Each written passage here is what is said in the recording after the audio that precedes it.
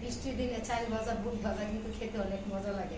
একটু রান্না করলাম ডিম ভাজি, আর এখন করবো চাল ভাজা আর বুট ভাজা খাবো। মাই খালি দেখো না, লবণ দামাই খালাইলাম, সব কিছু জ্বালাইলাম। বুটেও কি লবণ দিছ? বুটও লবণ দিচ্ছি, একটু পানি দিয়া দিলাম।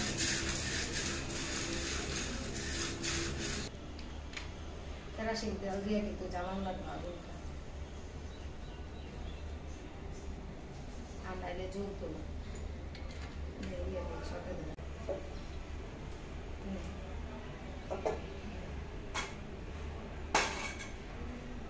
কোনো কষ্ট লাগলো না, কোনো কষ্ট লাগলো না, কিন্তু তেল এমন একটা জিনিস।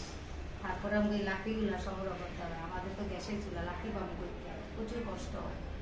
এই যে কেরাসিন তেল দিচ্ছি, দাও দাও করে তুলে এটা আবার অনেক বুট বাজবে।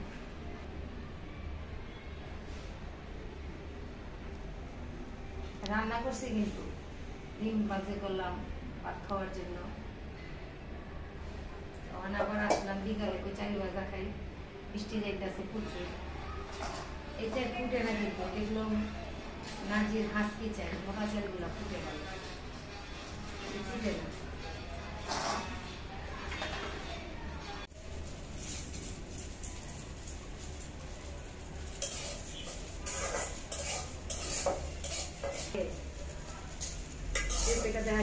লাভ পাইতেছে খালি না,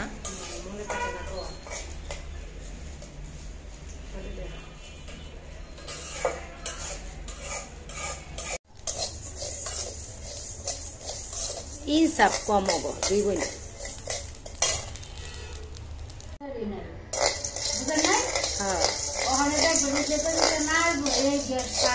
এইটাই পরীক্ষা করবো।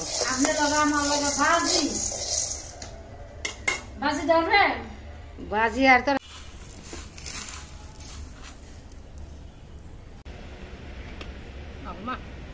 শক্ত শক্ত।